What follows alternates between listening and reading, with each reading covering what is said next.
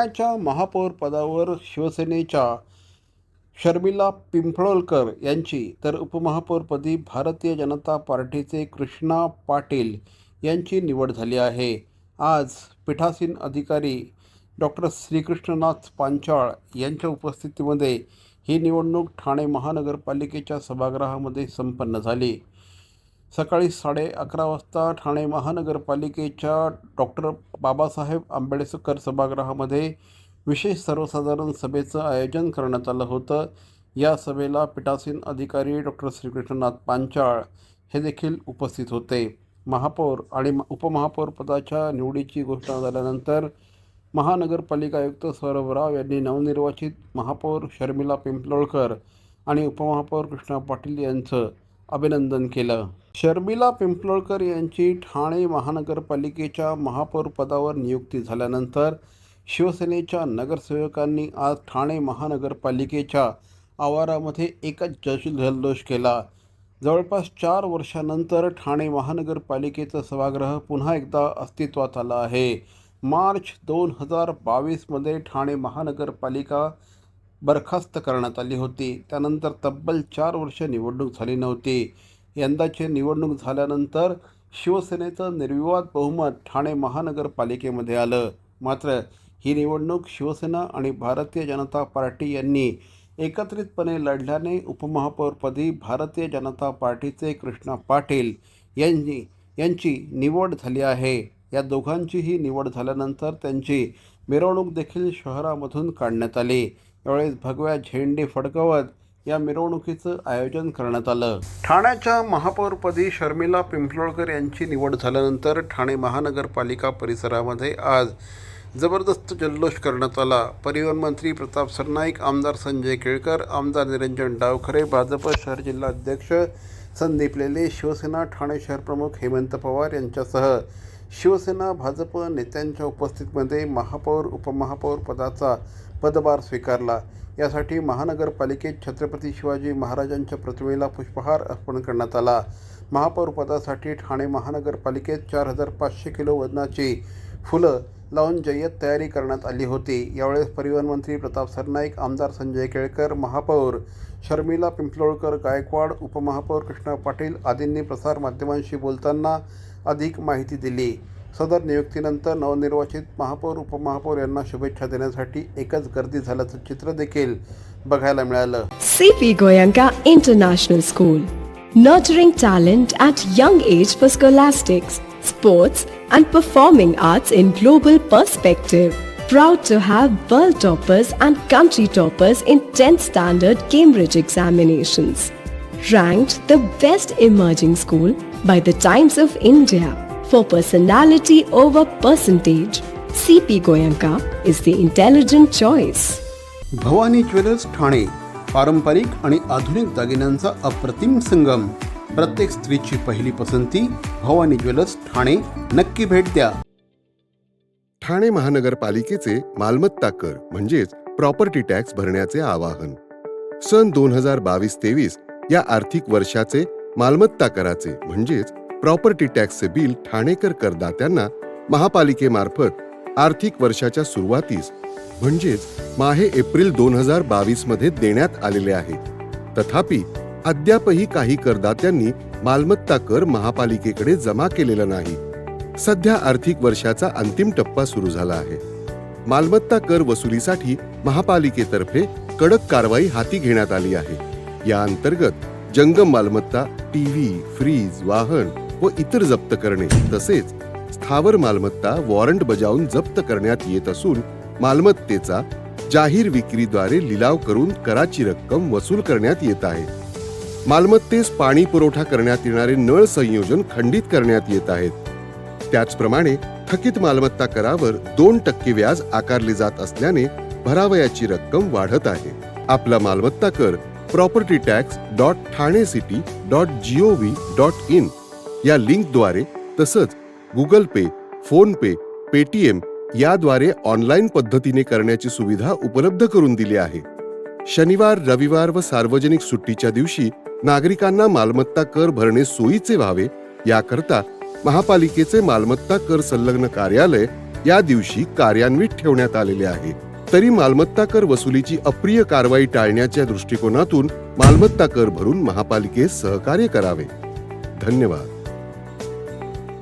म्हाडा आणि महापालिकेतील वादात म्हाडा रहिवाशांसमोर आर्थिक भुर्दंडाचं संकट उभं राहिलं आहे. त्यांना आलेल्या लाखो रुपयांच्या मालमत्ता कर देयकांमुळे रहिवासी गर्भगळीत झाले आहेत. याबाबत आमदार संजय केळकर यांनी यशस्वी मध्यस्थी केल्याने दिलासा मिळाला आहे.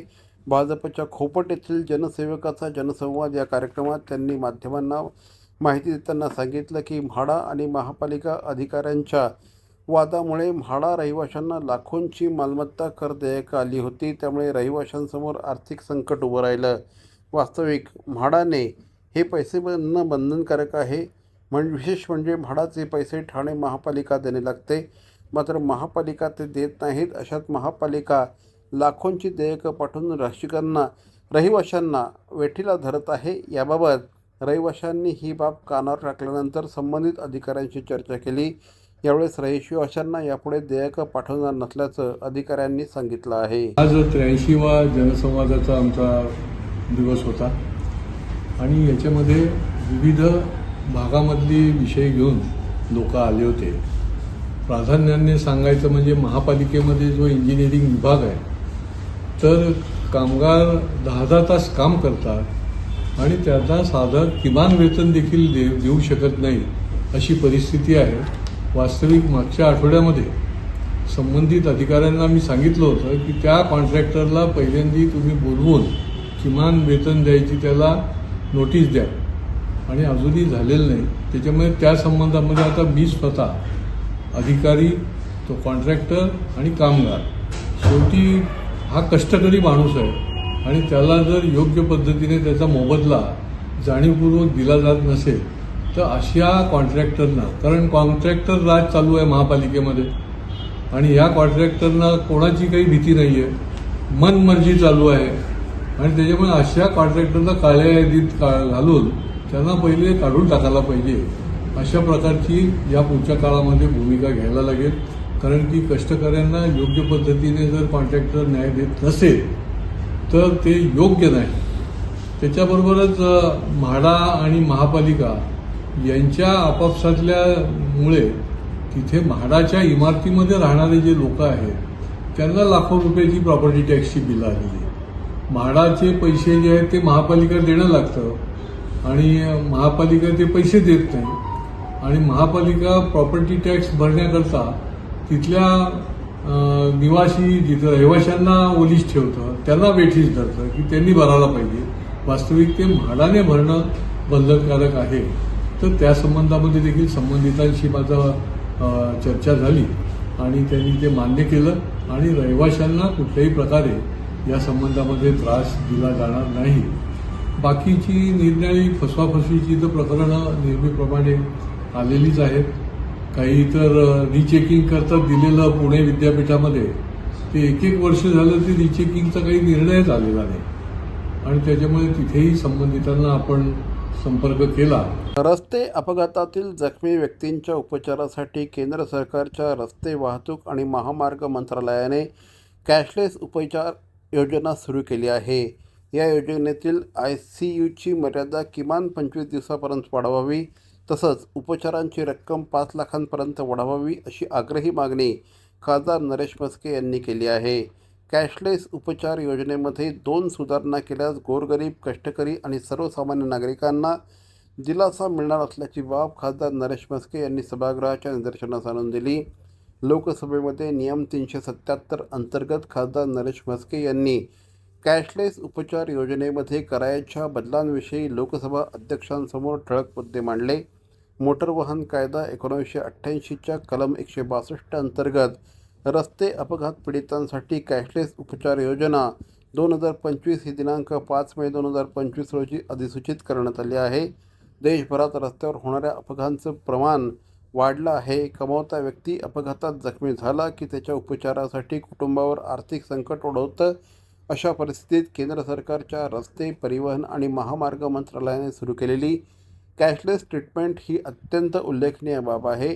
गोल्डन आवर म्हणजे अपघातानंतरचे पहिले काही तास या काळात उपचार मिळाला तर अनेकांचा जीव वाचू शकतो. ही संकल्पना लक्षात घेऊन सुरू केलेली योजना नक्कीच दिलासादायक असल्याचं खासदार नरेश म्हस्के यांनी म्हटलं आहे. 1.5 लाखामध्ये ही ट्रीटमेंट होत नाही, त्याकरता जास्त पैशांची गरज असते आणि 7 दिवसाच्या मध्ये सुद्धा रुग्ण बरा होण्याकरता जास्त दिवस लागतात. 7 दिवसात रुग्ण बरा होत नाही. ब्रेन इंजुरी असेल, पाठीच्या कण्याचं जर मोठी दुखापत झाली असेल तर जवळ 18 ते 25 दिवस तो रुग्ण बरा होण्याकरता लागतो. याकरता या योजनेचं स्वरूप बदलावं आणि ती 1.5 लाखाची मर्यादा 5 लाखापर्यंत ठेवावी. 7 दिवसाची मर्यादा ही 18 ते 25 दिवसापर्यंत ठेवावी.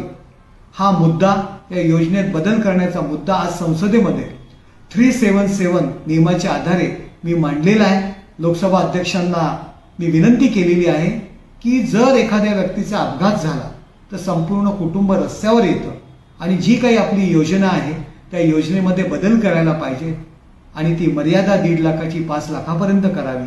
7 दिवसाची मर्यादा 18 ते 25 दिवसापर्यंत करावी. ही मागणी आज संसदेत मी केलेली आहे आणि मला आशा आहे की लवकरात लवकर माझ्या या मागणीचा विचार होईल. याची जी काही खर्चाची मर्यादा आहे ही 5 लाख रुपये आणि 7 दिवसाची मर्यादा ही 18 ते 25 दिवसापर्यंत सरकार वाढवेल आणि सरकारला विनंती करतो की लोकांचं आयुष्य उद्ध्वस्त होण्यापासून आपण वाचूया. रस्त्यावरती जे अपघात होत आहेत त्यांना आपण बाहेर काढूया आणि सरकारतर्फे ही मोठी मदत त्यांना करूया.